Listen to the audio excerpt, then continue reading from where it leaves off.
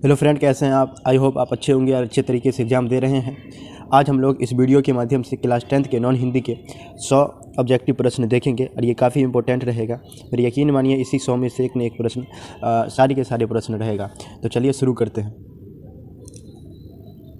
देखिए, पहला प्रश्न कह रहा है, ध्यान से देखिएगा। अगर आप लोग को आ रहा है तो कमेंट भी कीजिएगा कि राम वृक्ष बेनीपुरी द्वारा लिखित पाठ है, बताइएगा क्या है।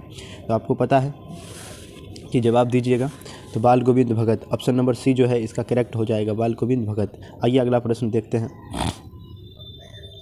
अगला प्रश्न में क्या कह रहा है, दीनबंधु निराला क्या है? दीनबंधु निराला पाठ की विधा है। पाठ की विधा यानी क्या है? कविता है, निबंध है, क्या है? तो आपको पता है कि ये निबंध है, ठीक है, ये निबंध है। आइए अगला प्रश्न देखते हैं। देखिए अगला प्रश्न में क्या कह रहा है, रांची से हुंडरू की दूरी क्या है? हिंडरू की दूरी क्या है? आप लोग अगर पाठ पढ़े होंगे तो आपको पता है। अगर आ रहा है तो बताइएगा मेरे दोस्त। तो ये होगा 27 मील। अब आइए अगला प्रश्न देखते हैं। देखिए अगला प्रश्न क्या है। अगर आता रहे तो कमेंट भी कीजिएगा आप लोग। अरे जब तक कि तोड़ेंगे नहीं तब तक कि छोड़ेंगे नहीं, क्योंकि हम लोग बिहार से बिलोंग करते हैं। देखिए, संध्या की पवित्रता एवं महत्व तभी है जब उसका साधन भी महान हो। यह किसकी युक्ति है? ये किसने कहा था? तो आप लोगों को पता है, अगर है तो कमेंट कीजिए तो जी बताइएगा। तो ये Mahatma Gandhi, option number D इसका जो है महात्मा गांधी, ये ठीक हो जाएगा, महात्मा गांधी, ठीक है, महात्मा गांधी, ठीक है। अगला प्रश्न देख लीजिए। देखिए अगला प्रश्न क्या कह रहा है, कविता नहीं है, इनमें से कौन कविता नहीं है? तो झांसी की रानी ये भी कविता है, बच्चे की दुआ ये भी कविता है, मोहम्मद इकबाल द्वारा लिखा गया है, करमवीर ये भी कविता है, और ये ठेस है फणीश्वरनाथ रेणु जी के, ये कहानी है जिसके नायक सिरचन है। आगे देखते हैं। ये क्या कह रहा है कि मेरी भाव बाधा हरो राधा नगरी सोए, यह पंक्ति है। तो ये पंक्ति हो गया गोपाल सिंह नेपाली की, बिहारी लाल की। तो बिहारी के दोहे से लिया गया है, जिसका रचनाकार है बिहारी लाल। आइए अगला प्रश्न देखते हैं। अगला प्रश्न में क्या कह रहा है, देखिएगा, मिथिलांचल की लोक संस्कृति का प्रभाविक वर्णन है, यानी कि कौन सा ऐसा कविता है जिसमें मिथिला के वर्णन का जिक्र किया गया है, देखा गया है? तो बताइएगा आप लोग, बताइए। तो ये है ठेस फणीश्वरनाथ रेणु जी द्वारा जो लिखा गया है, ठीक है। आइए अगला प्रश्न देखते हैं। देखिए थोड़ा सा दिक्कत इसलिए होगा आप लोग को, तो क्योंकि सही से दिख नहीं रहा होगा, तो थोड़ा सा मैनेज कीजिएगा, क्योंकि हम लोग ऑफलाइन में पढ़ाते हैं और ऑफलाइन का ज्ञान थोड़ा सा कम है, इसीलिए इस तरीके से वीडियो बन रहा है। तो कोशिश करना है कि इस वीडियो को अच्छे तरीके से देख लीजिए, क्योंकि क्वेश्चन बहुत इंपॉर्टेंट है। ईर्ष्या तू न गई मेरे मन से पाठ के लेखक है, ईर्ष्या तू न गई मेरे मन से पाठ के लेखक कौन है? इसके लिखने वाले का नाम क्या है? बताइएगा। रामधारी सिंधिनकर, बताइए। तो इसका जवाब यही है, रामधारी सिंधिनकर, ऑप्शन नंबर 1 सही है। अगला प्रश्न देख लेते हैं। अगर आता रहे ना तो आप लोग कमेंट कीजिए, कमेंट करने से कॉन्फिडेंस आता है। लेखक के अनुसार निंदा की माँ क्या है? निंदा की माँ बताइएगा। लेखक के अनुसार निंदा की माँ तो ईर्ष्या होती है, ईर्ष्या को कहते हैं, ठीक है। अगला प्रश्न देख लेना। देखिए अगला प्रश्न क्या कह रहा है, क्वेश्चन नंबर 10 में क्या कह रहा है, गोपाल सिंह नेपाली द्वारा रचित कविता है। गोपाल सिंह नेपाली द्वारा रचित कविता है, तो आपको पता है कि पीपल। अगला प्रश्न देखते हैं। हामिद की दादी की क्या नाम है? बताइए। तो ये तो बहुत इजी प्रश्न है, ईदगाह कहानी से लिया गया है, जिसका नाम है, लेखक का नाम है मुंशी प्रेमचंद जी। अमीना, बहुत अच्छा, ऑप्शन नंबर सी सही है। 12 की देखिए, प्रश्न नंबर 12, हामिद ने कितने पैसे में चिमटा खरीदा? हामिद ने कितने पैसे में चिमटा खरीदा? बताइएगा। तो 3 पैसे में। आइए अगला प्रश्न देखते हैं।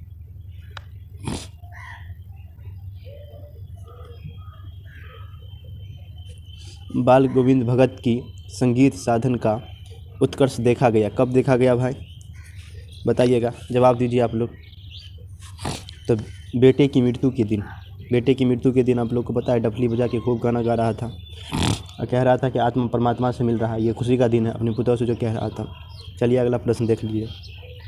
देखिए अगला प्रश्न में क्या कह रहा है, आप लोग को आ रहा है तो कमेंट भी कीजिएगा। बाल गोविंद भगत की पुतौह थी, कैसी थी बाल गोविंद भगत की पुतौह? तो आप लोग को जवाब देनी है, बताइए। तो सुशील, क्या था? सुशील। आइए अगला प्रश्न देखते हैं। ईर्ष्या का संबंध होता है, ईर्ष्या का संबंध होता है, बताइए। तो इसका संबंध होता है प्रतिद्वंदिता से। ऑप्शन नंबर डी इसका सही हो जाएगा। अगला प्रश्न देखिए क्या कह रहा है, तुम्हारी निंदा वही करेगी जिसका तुमने भलाई की हो। यह पंक्ति किसके द्वारा रचित है, बताइएगा। ये पंक्ति किसने लिखा है, बताइए। तो ये होगा option number D, Ram Iqbal Singh. Okay, आइए अगला प्रश्न देखते हैं।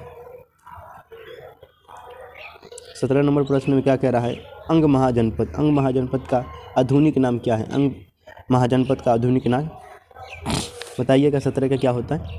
तो 17 का आपका हो जाएगा, बताइए, डी भागलपुर, डी भागलपुर। आइए अगला प्रश्न देखते हैं। 18 देख लीजिए। विक्रमशिला विश्वविद्यालय के प्रथम आचार्य कुलपति थे, प्रथम जो बने थे आचार्य कुलपति, उसका नाम क्या था, बताइए आप जी, बोलिए, जवाब दीजिए। आर्यभट्ट। क्या था? आर्यभट्ट। अगला प्रश्न देखिए। संजू की किस सहेली को बचपन में ही शादी कर दी गई, बताइएगा। बताइए बताइए, कमेंट कीजिए आप लोग। तो ये हो जाएगा ऑप्शन नंबर डी, नीलू की। आइए अगला प्रश्न देख लेते हैं। अगर आ रहा है तो आप लोग कमेंट भी करते जाइएगा। देखिए अगला प्रश्न क्या कह रहा है, प्राकृतिक चरित्र किसकी उल्लेखनीय विशेषता है, किसकी उल्लेखनीय विशेषता है, बताइए आप लोग। भक्ति काल का, आदिकाल का, छायावाद का, रीतिकाल का, बताइए। तो ये हो जाएगा छायावाद का, छायावाद का। अगला प्रश्न देख लीजिए। देखिए अगला प्रश्न में क्या कह रहा है मेरे स्टूडेंट साथी, निर्झर के पास खरा पीपल सुनता रहता कल कल छल छल, यह पंक्ति किसके द्वारा रचित है? ये पंक्ति को लिखने वाला कौन है, बताइएगा। तो ये तो आपको पता है कि पीपल के लेखक जो है वही लिखे होंगे, गोपाल सिंह नेपाली द्वारा लिखा गया है। ऑप्शन नंबर ए इसका सही होगा, बहुत बढ़िया। अब अगला प्रश्न देखते हैं। देखिए कमेंट करते रहिए यार, क्योंकि जब तक ये तोड़ेंगे नहीं तब तक ये छोड़ेंगे नहीं। अगर फोड़ के आना है एग्जाम में अच्छे तरीके से, जब भी आपका एग्जाम 19 तारीख को है या 18 को, जो भी हो, आप देख लीजिएगा और अच्छे तरीके से लिख के आना है। बाल मजदूर की समस्या का वर्णन है, बाल मजदूर की समस्या का वर्णन है, बहुत अच्छे से वर्णन किया गया है। खेमा जो पाठ है उसमें बहुत अच्छा। आइए अगला प्रश्न देखते हैं। खेमे मुक्ता काशी होटल का मालिक है, खेमे चैप्टर से ले लिया गया प्रश्न है, बताइए। कसारा, ऑप्शन नंबर बी सही है इसका। अब अगला प्रश्न देख लीजिए। देखिए भले ही वीडियो की क्वालिटी थोड़ी सी ख़राब हो सकता है, लेकिन मेरा यकीन मानिए क्वेश्चन बहुत बढ़िया है। आप जब एग्जाम के देख आइएगा तब मिला लीजिएगा इसका क्वेश्चन, कितना बोर्ड टकराता है क्वेश्चन। बिहार की बेटियों की असाधारण विशेषताओं का उद्घाटन किया गया है, बताइए। तो किस पार्ट में किया गया है, बताइए। हौसले की उड़ान, ऑप्शन नंबर डी इसका सही हो जाएगा, ऑप्शन नंबर डी इसका सही हो जाएगा, हौसले की उड़ान, ठीक है। अब अगला प्रश्न देख लेते हैं। देखिए अगला प्रश्न क्या कह रहा है, गुड़िया का घर किस जिले में है? गुड़िया का घर किस जिले में है, बताइए आप लोग। गुड़िया का घर किस जिले में है? गुड़िया के घर किस जिले में है, बताइए। तो ये रोहतास हो जाएगा, रोहतास की गुड़िया थी। अब आगे देखिए, कदम बड़ी होकर क्या बनना चाहती है? कदम बड़ी होकर क्या बनना चाहती है? कदम बड़ी होकर क्या बनना चाहती है? कदम बड़ी होकर क्या बनना चाहती है? तो आपको पता है डॉक्टर, डॉक्टर बन के सेवा करना चाहती है। कदम किस जिले की रहने वाली है, बताइए। कदम किस जिले की रहने वाली है, बताइए। कदम किस जिले की रहने वाली है, जवाब दीजिए आप लोग। कैमूर, कैमूर, ठीक है। अगला प्रश्न देख लेते हैं। अगला प्रश्न में क्या कह रहा है, सुनते रहिएगा। पहली बार कर्पूरी ठाकुर कब गिरफ्तार कर लिए गए? पहली बार कर्पूरी ठाकुर कब गिरफ्तार कर लिए गए, जवाब दीजिए आप लोग, अगर आ रहा है तो। 20 सितंबर 1941 ईस्वी को, 1941 ईस्वी को। अगला प्रश्न देख लेते हैं। अगला प्रश्न देखिए, स्वतंत्रता प्राप्ति के बाद पहला आम चुनाव कितने ईस्वी में हुआ था, बताइए। इसमें लिखा हुआ डॉट डॉट ईस्वी, बताइए। तो 1952, ऑप्शन नंबर बी इसका सही हो जाएगा। अगला प्रश्न देख लीजिए। देखिए अगला प्रश्न क्या कह रहा है। कर्पूरी ठाकुर ने IA की परीक्षा पास की थी, कब पास की थी बताइए तो, कब पास की थी बताइए, आप लोग जवाब दीजिए। 1942 में, 1942 में, 1942 में। ऑप्शन नंबर डी इसका सही हो जाएगा। अगला प्रश्न देखिए। कर्पूरी ठाकुर बिहार के मुख्यमंत्री कितने बार बने? कर्पूरी ठाकुर बिहार के मुख्यमंत्री कितने बार बने बताइए? 2 बार। अगला प्रश्न देख लीजिए। राय कृष्णदास हफ्ते में कितने बार दाढ़ी बनाते हैं बताइए? इसका 7 बार। वाह। आइए अगला प्रश्न देख लीजिए। अगला प्रश्न क्या कह रहा है। रीतिकाल प्रसिद्ध कवि का नाम क्या है? रीतिकाल के प्रसिद्ध कवि का नाम क्या है? जी आप लोग कमेंट कर सकते हैं, आ रहा है तो कमेंट कीजिए। पहले ही बता दिए, उससे आपको कॉन्फिडेंस आएगा, तो कमेंट करते रहिएगा। तो बिहारी क्या हो जाएगा? बिहारी। आइए अगला प्रश्न आप देख लेते हैं। देखिए अगला प्रश्न क्या कह रहा है। इच्छा पूर्ति करने वाले कल्पित पेड़ को कहते हैं, कल्पित पेड़ को क्या कहते हैं बताइए तो आप लोग। जी कमेंट कीजिए आप लोग। तो इसका ऑप्शन नंबर सी जो है ये करेक्ट हो जाएगा, कल्पतरी। अगला प्रश्न देख लेते हैं।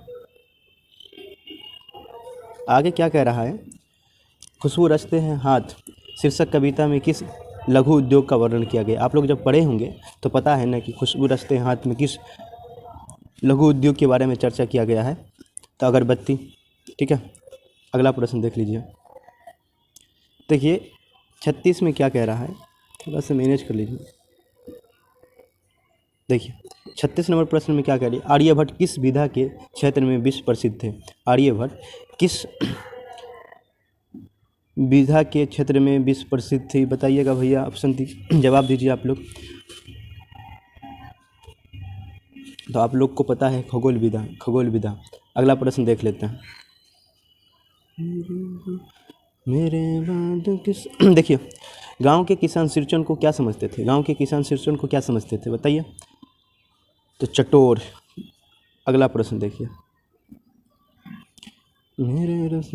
कभी अल्लाह से किस चीज़ के से बचने की दुआ करते हैं? कभी अल्लाह से किस चीज़ के से बचने की दुआ करते बताइए तो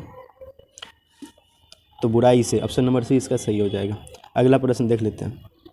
श्री कृष्ण किनके पाँव को अपने अंजुल, अंजुल मतलब होता है आंसू, आंसू याद रखना है, से धो दिया है बताइए? तो आपको पता है अरे द्वारपाले कन्हैया से कह दो, यही सुदामा। ऑप्शन नंबर सी इसका सही होगा। अगला प्रश्न देख लीजिए। तो कलिंग महाराज की कन्या का नाम क्या है? कलिंग महाराज की कन्या का क्या नाम है बताइएगा? तो पद्मावती, यानी ऑप्शन नंबर बी इसका ठीक हो जाएगा। इस पर देखो मूवी बना यार, पद्मावत। आइए अगला देखते हैं।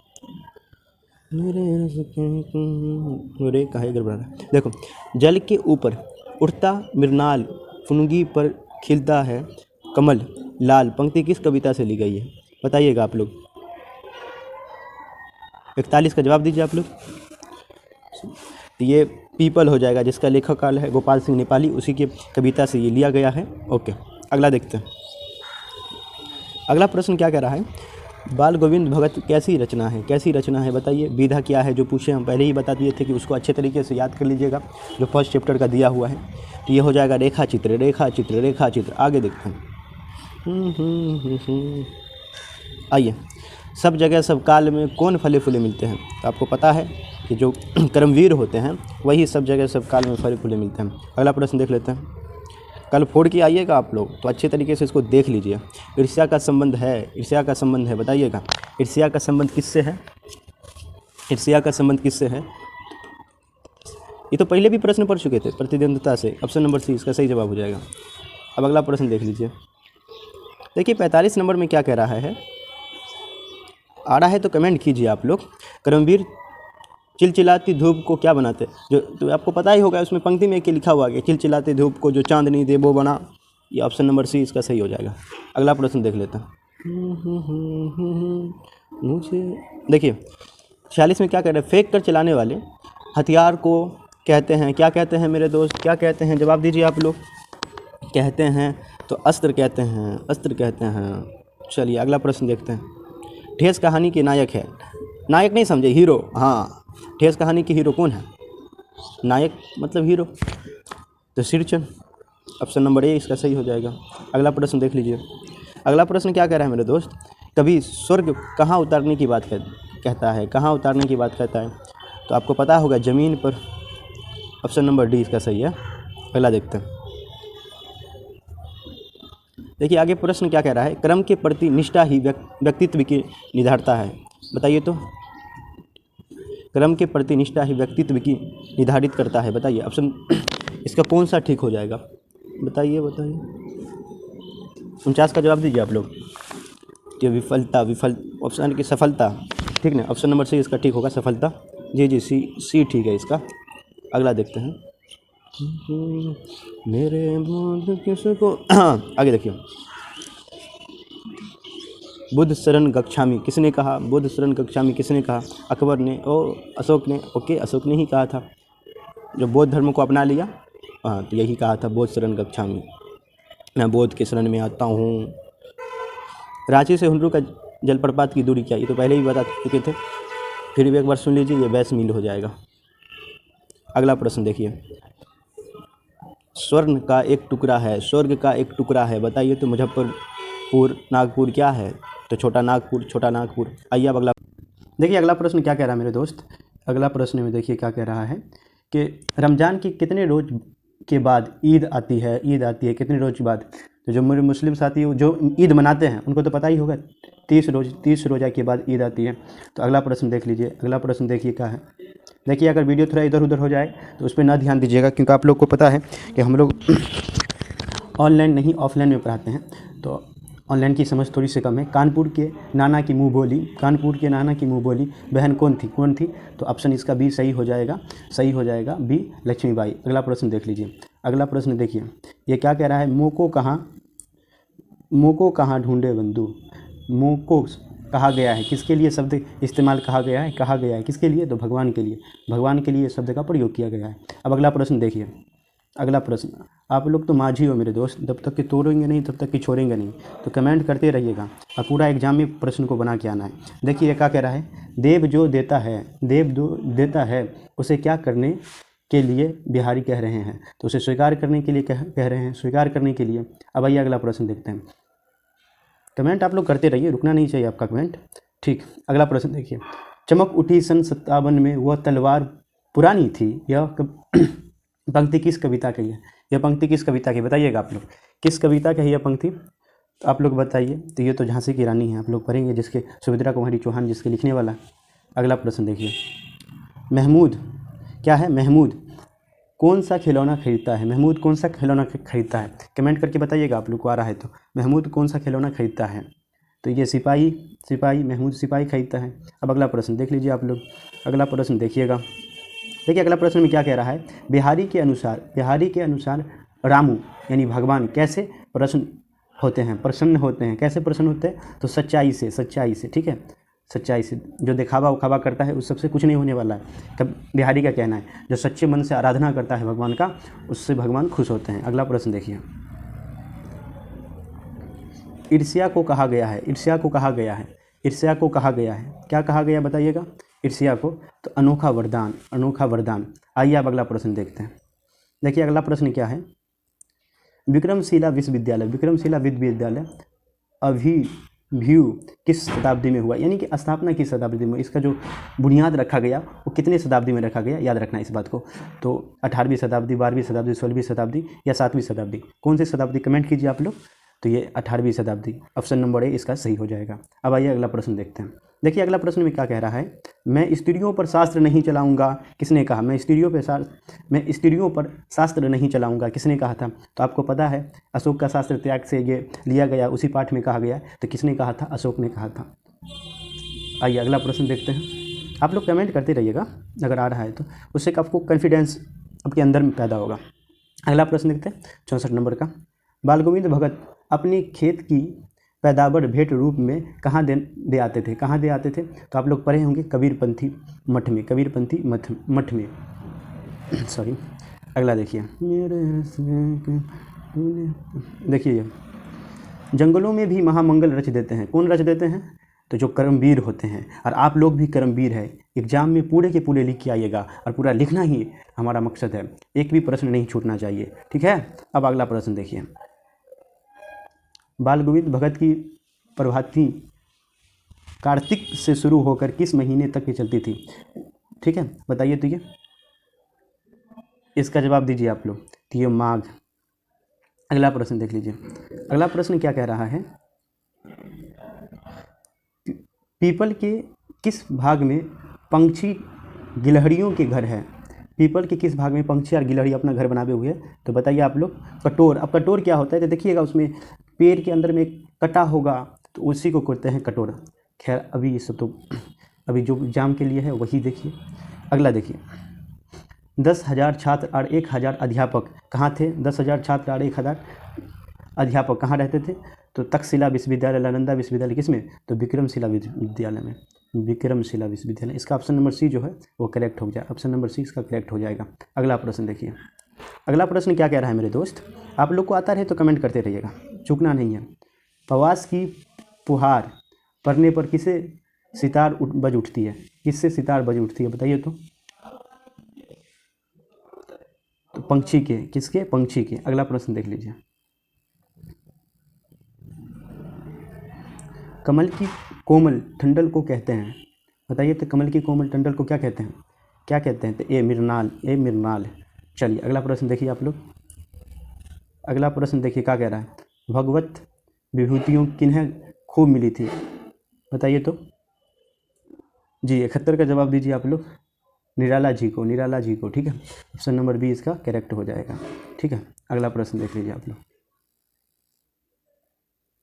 केवरा गुलाब खास रात रानी ये हो, ये देखिए एक मिनट फिर से थोड़ा सा इसको इसे कर लेते हैं। हाँ आप देखिएगा प्रश्न को, केवरा गुलाब खास रात रानी आदि नाम हो यानी किसका है, तो आप लोग को पता है कि ये खुशबू रस्ते हाथ से ये बात को उठाया गया है, उसी में इसका जिक्र हुआ है इस सब का, और ये अगरबत्तियों के लिए किया गया है, ठीक है। अगला प्रश्न देखिए, एग्जाम में ऐसे प्रश्न आएगा, याद रखना मेरे दोस्त, और पूरे के पूरे प्रश्न बना के आइएगा। हंडरू का पानी किस तरह चक्कर काटता है, किस तरह चक्कर काटता है, तो सांप की तरह, सांप की तरह, ऑप्शन नंबर बी इसका सही है। अगला प्रश्न लिख लीजिए, देखिए अगला प्रश्न क्या कह रहा है, दूसरे दिन किसकी पहली पंक्ति में 7 तारे जगमगा उठे, सॉरी जगमगा उठे, बोलिए। तो शीतल पट्टी के जो सिरचन बना रहे थे, ये सेठ ठेस कहानी से लिया गया है, ठीक ना, ये सब भी याद रखिएगा। मझली भाभी सिरचन के सूप में क्या फेंक कर चली गई, क्या फेंक कर चली गई, बताइए। तो पत्थर, कक्कर, रसगुल्ला, तो बूंदिया, ठीक है, ऑप्शन नंबर डी इसका सही है, डी सही हो जाएगा, बूंदिया। अगला प्रश्न देख लीजिए, अगला प्रश्न क्या कह रहा है मेरे दोस्त, आता रहे तो कमेंट करिएगा, कमेंट रुकना नहीं चाहिए। मोहम्मद इकबाल अपने दम पर किस अंधेरे दूर करना चाहते हैं, किससे अंधेरा दूर करना चाहते हैं, बताइएगा आप लोग।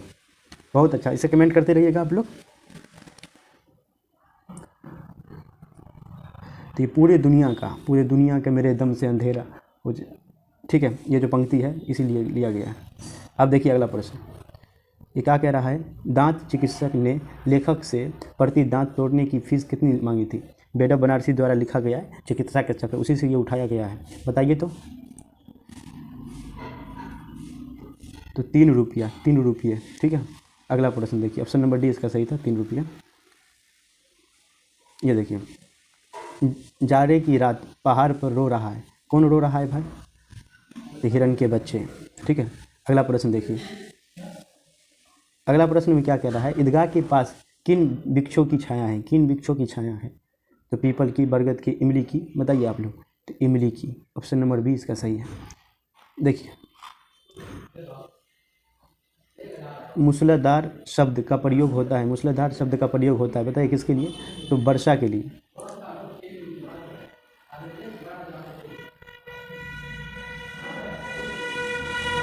देखिए, कृष्ण ने किससे कहा कि चोरी की बनी में होजू परवीन है, बताइए। तो सुदामा, सुदामा से, ऑप्शन नंबर बी इसका सही हो जाएगा। लुकमान नाम था हकीम का, आइए अगला प्रश्न देख लेते हैं। मेरे रस के। इसी बीच मेरी नानी की मौसी मुझे देखने आई। किस पाठ की पंक्ति है? ये तो पता है, चिकित्सा के चक्र। ऑप्शन नंबर डी इसका सही हो जाएगा। ऑप्शन नंबर डी इसका सही हो जाएगा। अगला प्रश्न देखिए, अगला प्रश्न देखिए आप लोग। देखिए अगला प्रश्न क्या करे, बुंदेले हरबेलो के मुंह से किसकी कहानी सुनी थी? तो लक्ष्मीबाई की, लक्ष्मीबाई की। ऑप्शन नंबर सी इसका सही हो जाएगा। अगला प्रश्न देख लीजिए आप लोग। हमें नहीं होना चाहिए, हमें नहीं होना चाहिए, कैसे, क्या नहीं होना चाहिए? हमें नहीं होनी चाहिए, बताइएगा आप लोग। तो हमें ईर्ष्यालु नहीं होनी चाहिए, ईर्ष्यालु नहीं होनी चाहिए। अगला प्रश्न देखिए, किसके विभव की बुद्धि से वकील साहब का कलेजा जलता है? यानी किसके वैभव बुद्धि से वकील साहब का कलेजा जलता है, बताइए तो।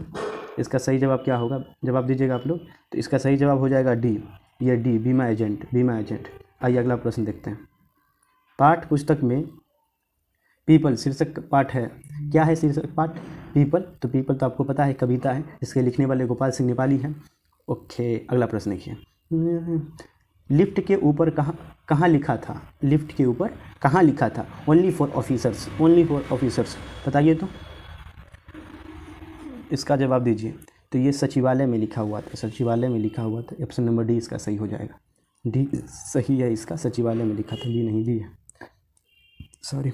अगला देखिए प्रश्न क्या है।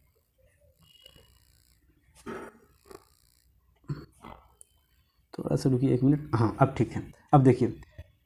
ठीक है पर, लो प्रश्न ठीक है पर कसारा को उसके रुपये लौटाने पड़ेंगे, किसने कहा था? तो ये खेमा शीर्षक से लिया गया है, तो ये खेमा के पिता ने कहा था, ठीक है। अब अगला प्रश्न देखिए।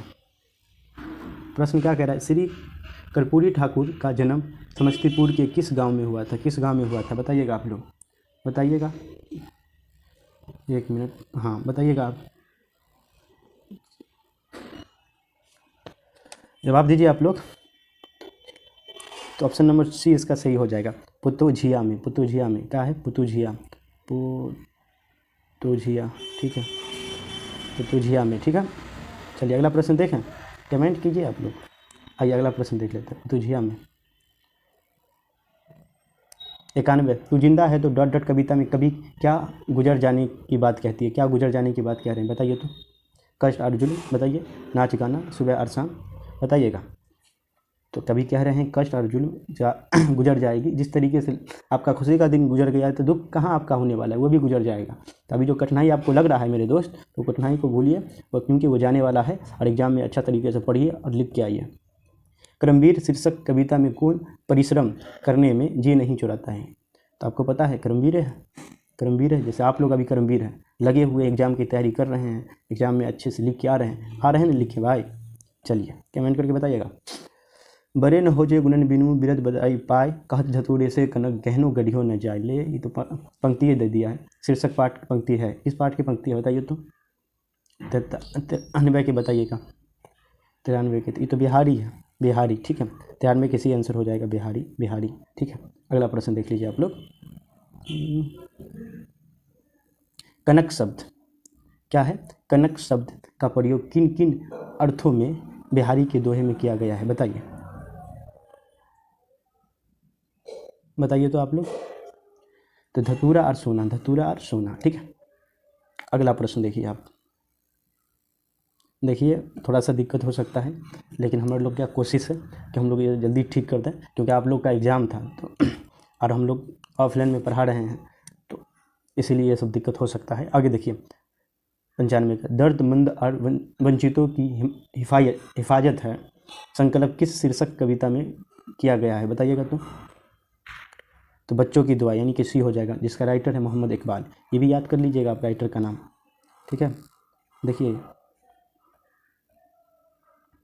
कर्मवीर पदों की महत्व इस अर्थ में खास तौर पर उल्लेखनीय है कि उनका भाव बोध न सिर्फ तत्कालीन समय से जुड़ता है, बल्कि उनकी उपलब्धता या अथवा, ठीक है। एक क्या है बताइए तो, इसका आंसर क्या होगा बताइए आप लोग, जवाब दीजिए, जवाब दीजिए आप। तो ये समकालीन समय में भी है, ये समकालीन समय में भी इसका प्रभाव होता है। किसका? कबीर का। तो आप लोग सुने होंगे। चलिए आगे देखते हैं, थोड़ा सा इसको हाँ अब देखिए क्या करते हैं। पीपल शीर्षक कविता के रचनाकार है। ये आप लोग याद कर लीजिएगा मेरे दोस्त, ठीक ना। वो जितना भी रचनाकार दिया है फर्स्ट पेज में आपके हिंदी में, उसको सबको याद कर लेना है। तैस को जो दिया हुआ है, तैस या बैस को जो भी हो, तो ये तो गोपाल सिंह नेपाली हो जाएगा इसका ऑप्शन नंबर सी, ठीक है। तो याद कर लीजिएगा आप लोग, क्योंकि हर साल पूछा जाता है प्रश्न। कौन कविता वंचित लोगों के समृद्ध अवर्धना की संवेदनशीलता को रेखांकित करती है, बताइए तो। झांसी की रानी, बिहारी के दोहे, पीपल, खुशबू रचते हैं हाथ, तो खुशबू रचते हैं हाथ यही हो जाएगा, अरुण कमल जी द्वारा जो लिखा गया है। अगला प्रश्न देखिए, किससे वीर शिवाजी की कहानियाँ जुबानी याद थी, तो ये लक्ष्मीबाई, बिहारी के दोहे, तो ये तो लक्ष्मीबाई हो जाएगा, ठीक है। अगला प्रश्न देख लीजिए, और ये अंतिम भी प्रश्न होगा, देखिएगा। सुदामा चरित्र शीर्षक कविता में सुदामा की पत्नी द्वारा दी गई चावल की पुतली को कहाँ छिपा रखे थे। सुदामा को जो चावल दिया था सुदामा की पत्नी ने तो छुपाए रखा था शर्म से, लिहाज से, तो कहाँ छुपाए रखा था, अंकोश में, अंकोश। अब ये कंख में, क्या है, कंख में। ये कंख होता क्या है, तो आप जो धोती पहनते हैं या लुंगी पहनते हैं तो उनकी जो पोटली में बांध लेते हैं, गठरा के कमर के पास जो रख लेते हैं, उसी को बोलते हैं कंख में, ठीक है। चलिए, तो आई होप ये आपको अच्छा लगा होगा। मेरा यकीन मानिए वीडियो की क्वालिटी ठीक नहीं था, हम मानते हैं, इस बात को स्वीकार भी करते हैं, और आप लोग यहाँ तक देख लिए तो इसके लिए आपको धन्यवाद भी देते हैं। लेकिन यकीन मानिए मेरे एग्जाम में ये प्रश्न पूरा की पूरा लड़ेगा, ठीक है। तो आप लोग कमेंट जरूर कीजिएगा कि कैसा लगा। बाकी पढ़ते रहिए, मुस्कुराते रहिए, और अपने दोस्त तक इस वीडियो को शेयर कीजिएगा यदि लगता है। और लगता ही नहीं, सच में ये क्वेश्चन बहुत अच्छा है। क्वेश्चन के वीडियो की क्वालिटी पर मत जाइए, हम तो कहते हैं कि वीडियो की क्वालिटी ठीक नहीं हो सकता, लेकिन क्वेश्चन बहुत अच्छा है। चलिए, तो फिर मिलेगा हम दूसरे वीडियो के साथ, तब तक कि पढ़ते रहिए, मुस्कुराते रहिए।